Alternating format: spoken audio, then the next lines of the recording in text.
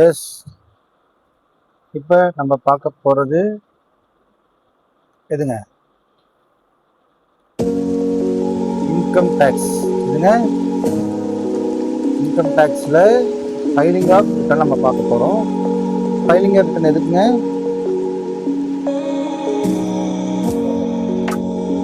Income டேக்ஸில் ஏன் நம்ம ஃபைலிங் ஆஃப் ரிட்டர்ன் ஃபைல் பண்ணணும் அப்படின்னு பார்த்தீங்கன்னா, நமக்கு வருமானம் வந்துச்சுன்னா நம்ம கண்டிப்பாக இன்கம் டேக்ஸு ஃபைல் பண்ணணும். ஸோ இப்போ நம்ம பார்க்க போகிறது ஃபைலிங் ஆஃப் ரிட்டர்ன் தான் நம்ம பார்க்க போகிறோம். அதில் மோட்ஸ் ஆஃப் ரிட்டர்ன்ஸ். சரி, மோட்ஸ் ஆஃப் ரிட்டர்ன்ஸ் பார்த்தீங்கன்னா there are 4 modes of furnishing ITR. ITR file பண்ணுறதுக்கு 4 விதமான ஃபார்மேட் இருக்குது. ஒன்று வந்து பேப்பர் ரிட்டர்ன் சொல்கிறாங்க. பேப்பர் ரிட்டர்ன் அப்படின்னு பார்த்தீங்கன்னா, return is prepared in physical form or paper form. அதுதான் வந்து paper return. Electronic return with digital signature அப்படின்றது வந்து பார்த்தீங்கன்னா, return is filed electronically and authenticated using digital signature. Electronic filing plus ITR V, அதாவது ITR Roman letter 5. Written data is transmitted electronically and thereafter ITR-5 submitted for verification. Electronic filing with EVC. Return is filed electronically and verified using electronic verification code. இப்போ easy மெமரினா எப்படி வரும்னா, first paper method, digital signature method, ITR-5 வந்து நம்ம அங்கே அனுப்பணும், பெங்களூருக்கு அனுப்புகிற மாதிரி ஒரு கான்செப்ட். அடுத்தது EVCன்னு சொல்லுவாங்க. 4 மெத்தட் இருக்குது. அதான் ஒன்று பேப்பர் ரிட்டர்ன், அடுத்து டிஜிட்டல் சிக்னேச்சர்ஸ், அடுத்தது ITR-5 and EVC. Compulsory E return. யாரெல்லாம் வந்து கம்பல்சரி இ ரிட்டர்ன் பண்ணணும் அப்படின்னு கேட்கும்போது, இந்த எக்ஸாம்பிள் இந்த டேபிள் கேட்பாங்க. Person, conditions, mode. என்னங்க, கம்பெனியா இருந்தால் அவங்க பேப்பர் ரிட்டனோ எந்த ரிட்டனோ ஃபைல் பண்ணதுக்கு அவங்க என்னதான் பண்ணிடணும், கண்டிப்பாக எலக்ட்ரானிக் மோடு தான் போய் ஆகணும். பொலிட்டிக்கல் பார்ட்டி எலக்ட்ரானிக் மோடு தான் போய் ஆகணும். Form, LLP or audit under section 45AB record எல்லாமே என்னதான் பண்ணணும், எலக்ட்ரானிக் வித் டிஜிட்டல் சிக்னேச்சர்ஸ் தான். இண்டிவிஜுவல் HUF அவங்களுடைய கணக்கு வந்து 44AB போச்சுன்னா digital signature or EVC, electronic verification code. Paper mode கிடையாது. அதே மாதிரி ITR-5 வந்து என்ன செய்ய முடியாது, டிரான்ஸ்மிட்டட் பண்ண முடியாது. Individual total income exceeds prescribed limit or person is 18 years or more and files ITR-1 and ITR-4 any prescribe mode. மேலே சொன்னாங்க அது 80 வயசுக்கு மேலே இருக்கக்கூடியவங்க வந்து பேப்பர் ரிட்டர்ன். நான் சொன்னல, பேப்பர் ரிட்டர்ன் யாருக்கு போறோம் அப்படின்னு பார்த்தீங்கன்னா அவங்களுக்கு தான் அது போறணும். But any other person any other mode தான் அதர் தான் பேப்பர். பேப்பர் மட்டும் இருக்கக்கூடாது, ஆனால் அதை தவிர எந்த ஒரு மோடாக இருக்கலாம்னு சொல்றாங்க. இப்போ பார்த்தீங்கன்னா உதாரணம் சொல்றாங்க, ABC அப்படின்ற ஒரு கம்பெனி இருக்குது. அவங்க வந்து கண்டிப்பாக இன்கம் டேக்ஸ் ரிட்டர்ன் ஃபைல் பண்ணும். அப்படி இன்கம் டேக்ஸ் ரிட்டர்ன் ஃபைல் பண்ணும்போது அவங்க பேப்பர் ரிட்டர்ன் ஃபைல் பண்ணலாமா கேட்டால் பேப்பர் ரிட்டர்ன் ஃபைல் பண்ண முடியாது. அப்போ அவங்க எலக்ட்ரானிக்கலி தான் பண்ணி ஆகணும். டிஜிட்டல் சிக்னேச்சர் அவங்களுக்கு கண்டிப்பாக வேணும். சரி, example individual with audit. Ravi என்பவர் வந்து இண்டிவிஜுவலாக இருக்கிறாரு. அவர் பிஸ்னஸ் கேரி பண்ணுறாரு. அவர் வந்து 44AB கேசஸில் ஃபைல் பண்ணுறாரு. அவருக்கு வந்து ரிட்டர்ன் ஃபைல் பண்ணுமான்னு கேட்டால் எஸ். அவருக்கு டிஜிட்டல் சிக்னேச்சரில் போகலாம், அல்லது என்ன சொல்லலாம், EVC மெத்தடில் போகலாம். பட் அவனா electronically digital signature is not compulsory. Digital signature or EVCயில் போகலாம் அப்படின்னு அந்த கான்செப்ட். சரிங்க சார். அப்போ ரெசிடென்ட் இண்டிவிஜுவலாக இருக்கிறாரு, HUF ஸ்பெஷல் கம்பல்சரி இவில் ஃபைலிங் இருக்குதுன்னு கேட்டால் resident other than or in or resident non ரெசிடென்ட்னு சொல்லுவாங்க. Not ordinary resident or HUF resident இருக்கிறார். அவரும் வந்து other than not ordinary resident இருக்கும் பொழுது must file return electronically if he or it has assets outside India. என்னங்க, in assets including financial interest in any locality outside India. Example, Ravi is resident in India but owns bank account property outside India. அப்போ ஒரு electronical தான் என்ன செய்யணும், file பண்ணி ஆகணும். Signing authority outside India. If he has signing authority in any account located outside India. அப்போ ரவி வந்து has authority to operate foreign bank electronically filing compulsory தான் சொல்றாங்க. அப்போ ரெசிடென்ட் இண்டிவிஜுவலா இருக்கிறாரு அல்லது HUF இருக்கிறாரு, ஆனால் ஃபாரின் ஒரு அசட்டோ அல்லது ஃபாரின் ஒரு அக்கௌண்ட்டை வச்சுக்கிறாரு, அல்லது ஃபாரின் அக்கௌண்ட் சைனிங் அத்தாரிட்டி வச்சிருந்தா அவர் என்னதான் பண்ணி ஆகணும், ஒரு ஃபைலிங் தான் பண்ணி ஆகணும். அது வந்து வாழ்க்கை கிடையாது. சரி, any person who has claim deductions under specified sections. அதுதான் sir specified sections 80C to 80Uல அது தவிர இருக்கக்கூடிய செக்ஷன்ஸ்ல வந்து ஸ்பெசிஃபைட் செக்ஷன் சொல்லுவாங்க. இந்த இருக்கக்கூடியவங்க வந்து books including the sections mentioned in your books is required to file return electronically. அப்போ அந்த ஸ்பெசிஃபைடு செக்ஷனை நீங்கள் கிளைம் பண்ணீங்கன்னா உங்களுடைய புக்ஸ் ஆஃப் அக்கௌண்ட்ஸ் இருக்குது. அப்போ நீங்கள் என்னதான் பண்ணி ஆகணும், நீங்கள் எலக்ட்ரானிக்கலியே தான் ஃபைல் பண்ண முடியும். Assessee claim deductions under special provisions must file income tax under electronic way. Check whether provisions fall under compulsory e-filing requirement or not. Section 44AB 44AB tax ஆடிட்னு சொல்லுவாங்க. அந்த மாதிரி கேசஸ்லாம் கண்டிப்பாக என்ன செஞ்சாகணும், நீங்கள் எலக்ட்ரானிக்கில் தான் ஃபைல் பண்ணி ஆகணும் அப்படின்னா ஒரு வார்த்தை சொல்லிடுறாங்க. ஸோ அதனால் நீங்கள் எக்ஸாம் புரிஞ்சுக்கங்க. Paper e return plus digital signature, e return plus ITRY, e return plus EVC, இது யாருக்கு போகிறதுன்றது உங்களுக்கு ஈஸியாக தெரிஞ்சிச்சு. கம்பல்சரி இ-ஃபைலிங் பார்த்துங்க. கம்பெனியாக இருந்தால் டிஜிட்டல் சிக்னேச்சர், பொலிட்டிக்கல் பார்ட்டியாக இருந்தால் டிஜிட்டல் சிக்னேச்சர், 44AB இருந்தால் டிஜிட்டல் சிக்னேச்சர், இண்டிவிஜுவலாக இருந்தால் டிஜிட்டல் சிக்னேச்சர் ஆர் EVC, ரெசிடென்ட்டாக இருந்தாலும் இ-ஃபைலிங், ஃபாரின்ல அசெப்டில் அக்கௌண்டிங் சைனிங் அத்தாரிட்டி இருந்துச்சுன்னா. அப்போ ITR செய்யல 4 மெத்தட் இருக்குது. Paper return, digital signature, online, DSCR, ITR 5, EVCன்னு சொல்கிறாங்க. கம்பல்சரி அப்படின்னா கட்டாயம் தான் யாராக இருக்குன்னு சொல்லிட்டு இங்கே எல்லாமே தமிழ் அழகாக கொடுத்துருக்குற. நீங்கள் எக்ஸாம் பாயிண்ட்ல வந்து படிக்கிறதுக்கு ரொம்ப ரொம்ப யூஸ்ஃபுல்லாக இருக்குது. இது ஃபர்ஸ்ட் பாயிண்ட். அப்போ யார் ஃபைல் பண்ணுறது உங்களுக்கு ஈஸியாக தெரிஞ்சிச்சு இல்லையா? அடுத்தது பைலேட்டட் ரிட்டர்ன், அதாவது பிலேட்டட் ரிட்டர்ன் சொல்லுவாங்க. என்னங்க பிலேட்டட் ரிட்டர்ன் இல்லையா? பிலேட்டட் ரிட்டர்னா என்னங்க சார் அப்படின்னா, ஒருத்தர் வந்து தன்னுடைய டியூ டேட்ல ஃபைல் பண்ணாம தாண்டி கட்டினாருனாவே அது பேர் என்னதான் பிலேட்டட் ரிட்டர்ன் இல்லைங்களா? அப்போ belated return can be filed on or before 31st December for the relevant assessment year or before completion of assessment under section 144. இதில் எது ரொம்ப குறைவோ அதில் தான் நீங்கள் என்ன செஞ்சு ஃபைல் பண்ண சொல்லணும். ஃபார் எக்ஸாம்பிள் அசஸ்மெண்ட் இயர் இப்போ நடந்துருக்கிறது வந்து 26, 27 தானே. அப்போ டியூ டேட் வந்து என்னைக்கு 31/7 நீங்கள் ஃபைல் பண்ணியிருக்கணும். அதாவது அசஸ்மெண்ட் இயர் 26, 27 இங்கே பார்த்தீங்கன்னா 26, 27க்கு டியூ டேட் என்னதான் 31/7/2026 தான் டியூ டேட்டு. அசஸ்ஸி மிஸ்டு. அப்போ நீங்கள் ஃபைல் பண்ணலாமா? 139(1) சப்செக்ஷன் 1ல தான் டியூ டேட்டு. அது தவறிட்டாவே 139 சப்செக்ஷன் 4 தான் பிலேட்டட் ரிட்டர்ன் தான்.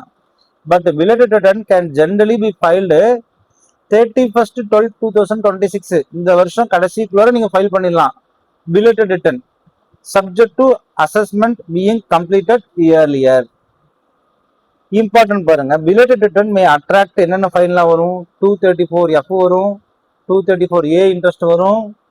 Certain losses cannot be carry forward. இதில் நீங்கள் பண்ணாட்டி டியூ டேட்ல ஃபைல் பண்ணாட்டி பிலேட்டட் ரிட்டர்ன் பண்ணீங்கன்னா என்னென்ன ஃபைன் வரும்டா? 234F, அதாவது 5 லட்சத்துக்கு மேலே போனால் 5,000 ஃபைன் வரும்னு சொல்கிறான். 234A advance tax interest fine வரும்னு சொல்கிறாங்க. அப்போ whichever is earlier 31st December or completion of assessment under section 144 இதுதான் சொல்கிறாங்க. அடுத்தது டியூ டேட்டுக்குள் ரிட்டர்ன் செய்யவில்லை என்றால் 139 சப்செக்ஷன் 4 ஃபைல் செய்யலாம். அதிகபட்சமாக December 31st அல்லது அசஸ்மெண்ட் கம்ப்ளீஷன் எது இயர்லியராக இருக்கிறதோ அதுவரை. Return of income charitable trust under section 139 subsection 4A. This applies to a person receiving income from property held under trust or legal obligations. அப்ப ஃபைல் வந்து return இந்த ட்ரஸ்ட்ல ஃபைல் பண்ணுவாங்கல்ல, அவங்க என்ன பண்ணணும்? அவங்க வாலண்டரியா என்ன செஞ்சாகணும்? ஃபைல் பண்ணியாதான் ஆகணும். 139 subsection 4A. இப்போ voluntary contribution on behalf of such institutions. அப்போ ஒரு சேரிட்டபிள் ட்ரஸ்ட் வந்து அந்த இன்கம் கிளைமிங் 11 செக்ஷன் கிளைமெண்ட் பண்ணுறதுக்கும் 5 லட்ச ரூபாய்க்குள்ளே இருந்துச்சுன்னா மேக்ஸிமம் அமௌண்ட் வந்து 2.5 லட்சம் வரைக்கும் டேக்ஸ் கிடையாது. அதுக்கு மேலே போனால் என்ன உண்டு? டேக்ஸ் உண்டு. அப்போ return is required under section 140A. எப்படின்னா பெனால்ட்டி வருமானு கேட்டால் டியூ டேட்டில் ஃபைல் பண்ணிட்டா பெனால்ட்டி இல்லை. அதுக்கப்புறம் போனால் என்ன ஆகணும்? Penalty under section 272A. Remember, புரியுதுங்களா? சேரிட்டபிள். இப்போ சார்ட்டபிள் ரிலீசஸ்க்கு இன்கம் இருந்தால் எக்ஸாம்ஷன் 11/12 கொடுப்பதற்கு முன்னே பேசிக் எக்ஸாம்ஸ் லிமிட் இருந்தால் அது என்ன செஞ்சுக்கலாம்? நீங்கள் கழிச்சிட்டு ரிட்டர்ன் ஃபைல் செய்யலாம் அப்படின்றாங்க. பொலிட்டிக்கல் பார்ட்டியாக இருந்தால் கண்டிப்பாக யார் தான்? Chief executive officer political party has to file return. அப்போ பொலிட்டிக்கல் பார்ட்டி யாரு? Cross total income before section 13A exemption 4 lakh, maximum not taxable 2,50,000 since 4 lakhs. அப்போ கிரேட்டர் தென் 2.5 lakhs ஆயிடுச்சு. அப்போ return must B furnished under section 139 subsection 4 பண்ணணும். Political party வந்து CO தான் பண்ணணும், இந்த செக்ஷன் தான் பண்ணணும் அப்படின்னு சொல்றாங்க. சரியா? சயின்டிபிக் ரிசர்ச் வந்து 139 சப்செக்ஷன் 4C அப்படின்னும் போது this sections covers research, news agency, associations, employee welfare schemes. அப்போ சயின்டிஃபிக் ரிசர்ச்சாக வந்து இந்த இதில் ஃபைல் பண்ணணும்னு சொல்கிறாங்க. Research association, news agency, certain specific அசோசியேஷனாக இருந்தால் கண்டிப்பாக 139 4C அப்ளை ஆகும். யூனிவர்சிட்டி காலேஜஸ்லாம் இருந்துச்சுன்னா என்ன செய்யலாங்க அவங்க 139 subsection D அவங்களுக்கு apply. This is required to furnish return respective of whether it has come income or loss. Here income or loss does not matter. யூனிவர்சிட்டியோட இன்கம் வந்து 1 லட்ச ரூபா இருக்குது. Even if income is below basic exemption you has to file income tax. அப்போ university போன்ற specific இன்ஸ்டியூஷனுக்கு income இருந்தாலும் loss இருந்தாலும் ரிட்டர்ன் ஃபைல் செய்ய வேண்டியது அவங்களுடைய கடமை. அவங்களுக்கு என்னது எக்ஸாம்ஷன் கிடையாது. எது மாதிரி ட்ரஸ்ட் மாதிரி. பிஸ்னஸ் ட்ரஸ்டாக இருந்துச்சுன்னா பிஸ்னஸ் ட்ரஸ்ட்டுக்கு வேறு ப்ரொவிஷன்ஸ் மூலம் ரிட்டர்ன் கம்பல்சரி இல்லை என்றாலும் 139 4E கீழ் ரிட்டர்ன் செய்ய வேண்டும்.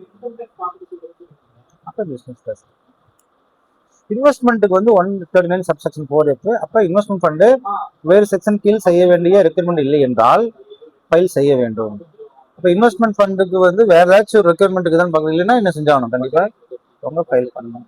அப்போ ஈஸியாக நீங்கள் எப்படி சார் மெமரி பண்ணுறதுன்னா 4A BCDEF அவ்வளோதான். அப்படியே ABCD வந்து அப்போ 4A ஆர் ரிலேட்டடு 4 வந்து ரிலேட்டடு 139 subsection 1 வந்து டியூ டேட்டு 4 ரிலேட்டடு. அதுக்கப்புறம் 4A charitable, 4B பொலிட்டிக்கலு, 4C research, 4D university, 4E business, 4F investment.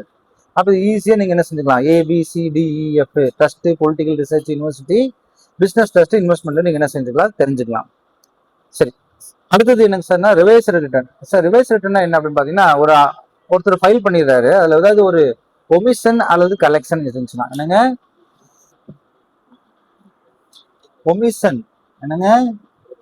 Omission இருக்குது அப்படின்னா சார் ஒரு சேலரி வந்து 6 லட்ச ரூபா வாங்கிட்டீங்க. ஆனால் லேட்டரில் பார்க்கும்பொழுது ஒரு பேங்க் அக்கௌண்ட் 20,000 ரூபா நீங்கள் செலுத்த தவறிட்டீங்க, அதில் இன்க்ளூட் பண்ண தவறிட்டீங்க. அப்போ he can revise the return and include 20,000. clerical mistakes ஆயிடுச்சு, ஒமிஷன்ஸ், ராங் ஸ்டேட்மெண்ட் இல்லையா. அப்போ டைம் லிமிட் இருக்குதான்னு கேட்டால் எஸ் டைம் லிமிட் இருக்குது. எப்போ அதுதான் 31st December for the relevant assessment year or before completing the regular assessment whichever is earlier. அப்போ omission wrong statement தான் ரிவைஸ் ரிட்டர்ன் பண்ணலாமா கேட்டால் தாராளமாக நீங்கள் பண்ணலாம்.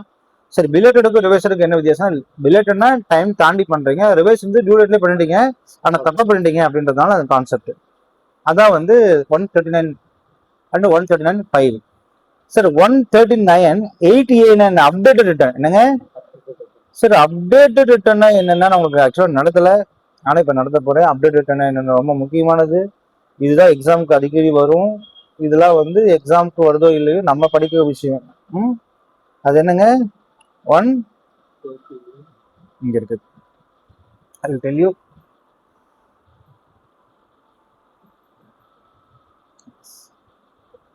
Updated return of income என்னங்க?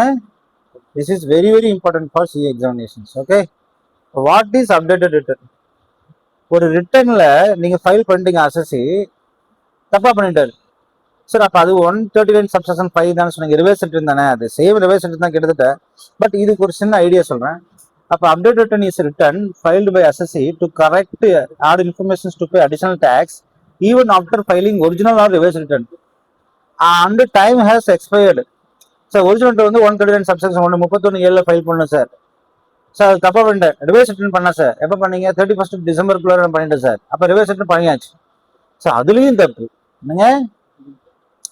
The updated return is a return filed by an assessee within due date or revised return as filed. But assessee to correct all informations. Again, it is not a revised return. It is not a revised return. It is updated return, not a revised. Revised means you have forgotten any clerical mistakes, okay? But it is updated in the sense, suppose you filed income tax returns due date, but you realize that after 1 year, not 31st December, அதுக்கப்புறம் ஒரு வருஷம் கழிச்சு you realize that I have forgot to disclose 1 lakh income. Sir, I have forgot to disclose 1 lakh income. You can generally file updated return under section 139A. Sorry, 139 subsection 8A. Subject to the conditions of sections, important sections. This is very very important. சொல்லுங்க. Who can file updated return? An assessee can furnish updated return whether or not he has furnished an original return subject to the conditions prescribed. என்னங்க whether or not அவரு original return due டேட்ல பண்ணாம இருக்கலாம், பண்ணி இருக்கலாம். பண்ணாம இருந்தா கூட 2 வருஷம் கழிச்சு பண்ணலாம். It can be use to declare additional income correct the yearly return. Sir அப்ப என்ன செய்யறேன்னா, ஆல்ரெடி ஒரு இன்கம் 6 லட்ச ரூபா இருக்குது, ஒரு 1 லட்ச ரூபாய் போட மறந்துட்டாரு, இப்ப 7 லட்ச ரூபாய் என்ன செய்யலாம், சேர்த்து போகலாம். அப்ப 6 லட்சம் ஃபர்ஸ்ட் ரிப்போர்ட் பண்ணியாச்சு, இப்போ 1 லட்சம் சேர்த்து என்ன செய்யறீங்க, 7 லட்சமா பண்ண போறீங்க. அப்ப ரிப்போர்ட் இன்கம் எவ்வளவு, எக்ஸ்ட்ரா வருது 1 லட்சம், அதை ஒமிட் பண்ணிட்டீங்கன்னு அர்த்தம். இப்ப Ravi can use you update return 1 lakh provided he satisfy the conditions. அப்ப இப்போ இம்பார்ட்டன்ட் என்னன்னா, the image gives several instructions. Updated return cannot be filed if it result in a loss. அப்டேட்டட்னாவே இன்கம் தான் அரைஸ் ஆகணுமே தவிர income என்ன செய்யக்கூடாது, reduce ஆகக்கூடாது, லாஸ் நான் காமிக்க முடியாது. அப்ப if updated return is loss it cannot be, அது ஃபைல் பண்ணவே கூடாது. சரி, அப்போ ஒரிஜினல் இன்கம் 5 லட்சம் சார், நான் கால்குலேட் பண்ணும்போது லாஸ் 50,000 வருது, அப்போ ஃபைல் பண்ண முடியாது. If the updated return results in lower tax, sir நான் ஆல்ரெடி 1 லட்ச ரூபாய் கட்டிட்டேன், நீங்க அப்டேட் ரிட்டர்ன்ல வந்து அந்த 1 லட்ச ரூபாய் குறைச்சு நான் 75,000 கட்டலாம் முடிவு பண்ணலாம் முடியாது. அப்ப அது அனுமதிக்காது. அதான் சொல்றாங்க, if the updated return results in lower tax liability and then yearly return it cannot be filed. அப்ப ஃபைல் பண்ண விடாது. அப்ப இயர்லியரா நான் 1 லட்சம் இப்ப செக் பண்ணும்போது 80,000 தான் கட்டணும், 20,000 ரீஃபண்ட் தாங்கலாம் சொல்ல முடியாது. இன்க்ரீஸ் ரீஃபண்ட், சார் நான் வந்து ஆக்சுவலா ரீஃபண்ட் 10,000 தான் இருந்துச்சு, ஆனா எனக்கு செக் பண்ணி பார்க்கும்போது 20,000 வருது சார், அதையும் செய்ய முடியாது. இன்க்ரீஸ் ரீஃபண்ட், ரீஃபண்டை குறைக்கலாம், ஆனா என்ன செய்ய முடியாது, அதிகப்படுத்த முடியாது. அப்ப இதெல்லாம் ரொம்ப முக்கியம் point. Updated return cannot be filed if certain proceedings are pending. Sir updated return cannot be filed, assessment ரீஅசஸ்மெண்ட்ல ஒரு கேஸ் போயிட்டு இருக்குது சார். அப்ப அந்த சர்ச்ல வந்து செக்ஷன் 132 சர்ச்னா புக்ஸ் ஆஃப் அக்கௌண்ட்ஸ் சர்ச் பண்றாங்க, அதாவது ரெக்யூசேஷன் அண்டர் செக்ஷன் 132A சர்வே எல்லாம் போயிட்டு இருக்குது சார். அப்படின்னும் போது நீங்க என்ன செய்ய முடியாது, நீங்க அப்டேட் பண்ண முடியாது. ஏன்னா சர்வே தொடங்கிச்சுன்னா என்ன ஆயிடுச்சு, நீ தப்பு பண்ணாதான் அவன் தொடங்கிக்கிறான், நீ அது பார்க்க அப்புறம் நீ வாலண்டரி போய் டிஸ்கஸ் பண்ண முடியாது. அப்ப இது நாட் லாஜிக். தப்பு பண்ணதுக்கு அப்புறம் நீ போய் என்ன செய்ய முடியாது, உன்னை அரெஸ்ட் பண்ணதுக்கு அப்புறம் நான் சரண்டர் ஆகிட்டு சொல்ல முடியாது. அரெஸ்ட் பண்ணதுக்கு முன்னாடி நீ சரண்டர் ஆகிக்கணும், அரெஸ்ட் பண்ணதுக்கு அப்புறம் நான் சரண்டர் ஆகணும்னு எனக்கு சொல்றது தவறு. அதே கான்செப்ட் தான் இங்கேயும். யாராச்சும் அரெஸ்ட் பண்ணதுக்கு அப்புறம் சரண்டர்னு சொல்ல முடியுமா, சேம் கான்செப்ட். அப்ப updated return is not way to escape ongoing tax proceedings. Sir இப்ப நான் இப்ப போய் ஒழுங்கா கட்டுறேன் எல்லாம் சொல்ல முடியாது, அது முன்னாலே நீ செஞ்சிருக்க. அப்ப ரிவைஸ்டு ரிட்டர்னுக்கும் அப்டேட் ரிட்டர்னுக்கும் என்ன வித்தியாசம்னா, ரிவைஸ்டு ரிட்டர்ன் அப்படின்றது கரெக்ஷன் ஒமிஷன் இல்லாச்சுன்னா பண்ணிக்கலாம். அப்டேட் ரிட்டர்ன் வந்து ஒன்லி அடிஷனல் டாக்ஸ் நீ கட்டுற மாதிரி தான் இருக்குமே தவிர ஒமிஷன் கிமிஷன்லாம் சேர்த்த முடியாது. கேன் ரெடியூஸ் டாக்ஸ்னா என்ன செய்யலாம், இதுல ரிவைஸ் ரிட்டர்ன்ல ரெடியூஸ் பண்ண முடியும், இதுல பண்ண முடியாது. இன்க்ரீஸ் ரீஃபண்ட் அதில் பண்ண முடியும், இதுல பண்ண முடியாது. அடிஷனல் டாக்ஸ் ஜென்ரலி அந்த இடத்துல ரிவைஸ் ரிட்டர்ன் வந்து அடிஷனல் டாக்ஸ் கட்ட வேண்டிய அவசியம் இல்லை, ஆனா இங்க என்ன செய்யணும், அடிஷனல் டாக்ஸ் கட்டி தான் ஆகணும். டைம் லிமிட் அப்படின்றது வந்து உங்களுக்கே சொன்னேன் 31 டிசம்பருக்குள்ள, அதாவது இந்த மாசம் கடைசிக்குள்ள நீங்க போய் பண்ணலாம். ஆனா அது வந்து up to 48 months from the end of relevant assessment year subject to conditions. அப்ப 2 வருஷம். இப்ப எப்படின்னா இன்னைக்கு என்ன 25, 24 பண்ணலாம் என்னங்க, அதாவது up to 48 months from the end of relevant assessment year. இதோட அசஸ்மெண்ட் இயர் எப்ப முடியும், அப்ப 26ஓட அசஸ்மெண்ட் இயர் எப்ப முடியும்னா 27 தானே, அப்ப 27ல இருந்து 2 வருஷம், அப்ப 28, 29 வரைக்கும் 26 ஃபைல் பண்ணலாம். அப்ப உதாரணம் கொடுத்துருப்பாங்க, ரிவைஸ்டுன்னா கரெக்ஷன் தான், அப்டேட் வந்து கரெக்ஷன் பண்ணிக்கலாம், டாக்ஸ் என்ன செய்யணும், அடிஷனல் டாக்ஸ் கட்டணும். டைம் லிமிட் நல்லா போட்டுச்சுனோம்.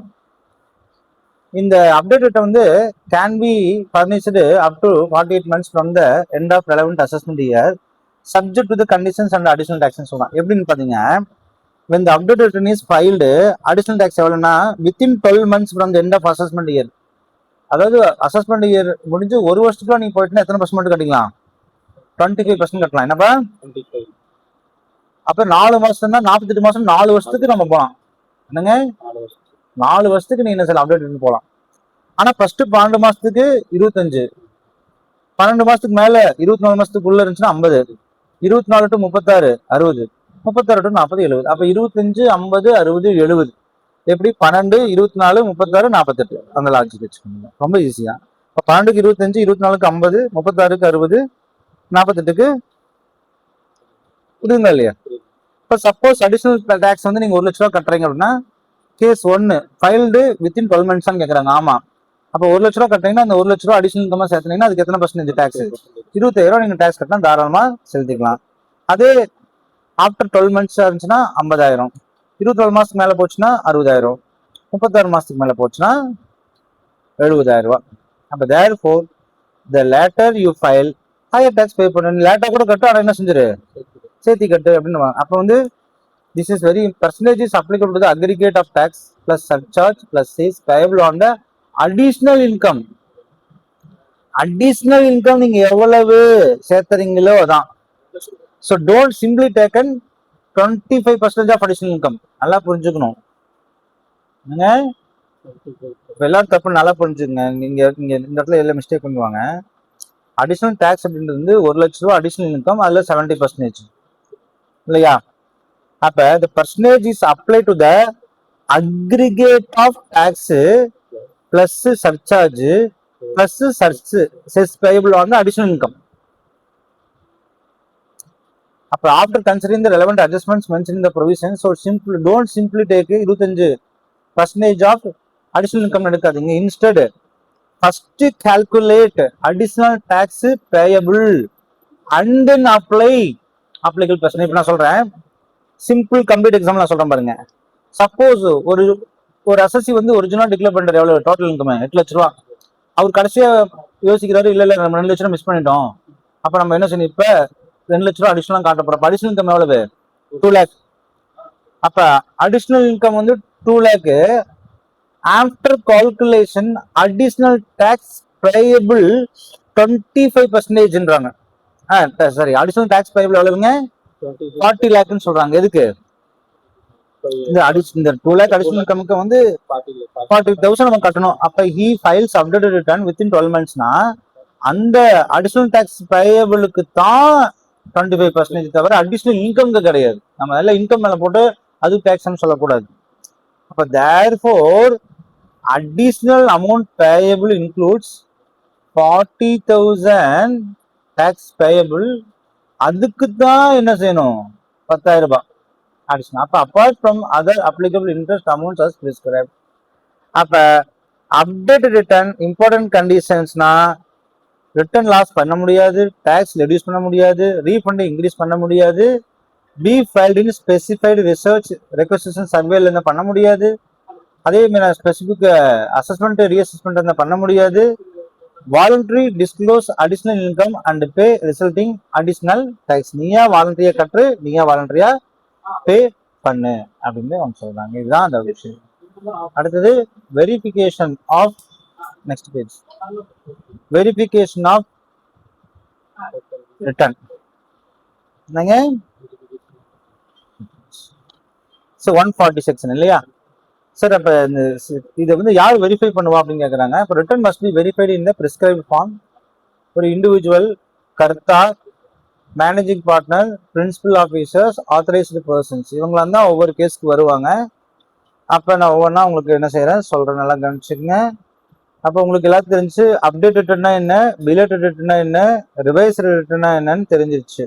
ஆமாவா இல்லைங்களா? புரியுதுங்களா இல்லை புரியலையா? S.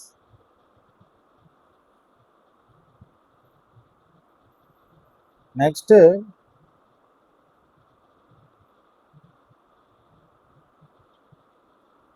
S, verification of return. என்னங்க, இண்டிவிஜுவல் அப்படின்றது வந்து வெரிஃபை பண்ணக்கூடிய அதிகாரம் யாருக்கு தான் உண்டு? இண்டிவிஜுவல் பொறுத்த வரைக்கும் இண்டிவிஜுவல் தான். ரவி அப்படின்றது ஃபைல் பண்றாரு, அப்ப யார் தான் அதை வெரிஃபை பண்ண முடியும்? ரவி ஹிம்செல்ஃப் தான். ரவிக்கு பதிலாக அவங்க அப்பாவோ தாத்தாவோ அம்மாவோ பையனா வர முடியாது. Individual is absent. ஒரு இண்டிவிஜுவல் வந்து இந்தியாவில இருந்து வெளியே ஊர் போயிட்டாரு அப்படிங்கும்போது அவருடைய ஆத்தரைஸ்டு பர்சன் வந்து என்ன செய்யலாம், அவருக்கு பதிலாக வெரிஃபை பண்றதுக்கு வாய்ப்புகள் உண்டு.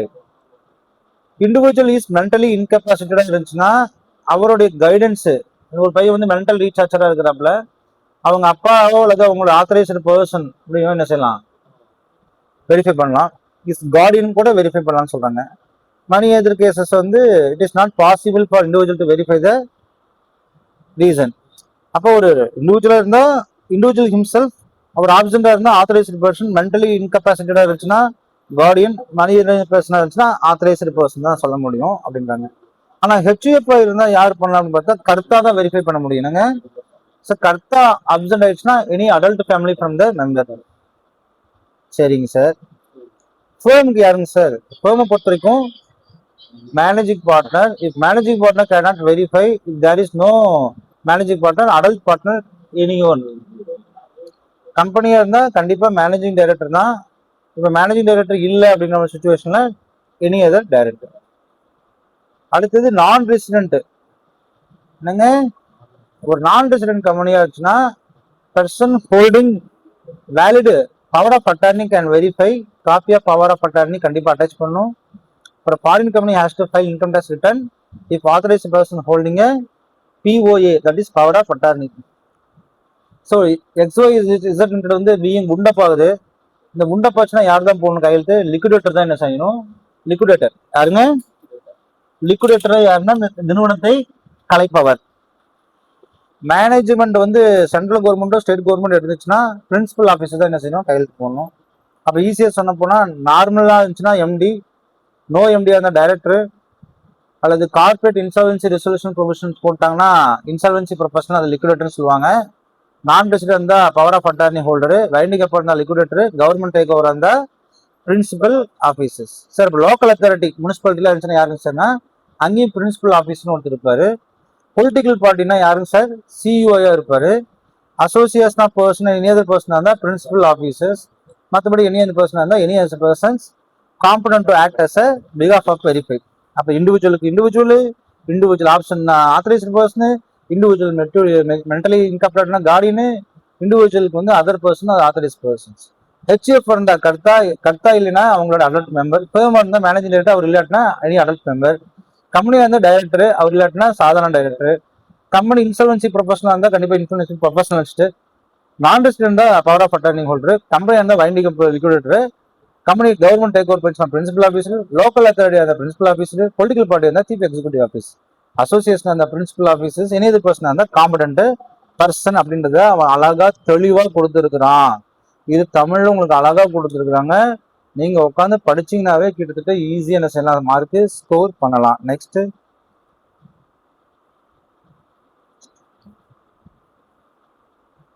நடத்தியாச்சு. அடுத்து அவ்வளோதான். So thank you students.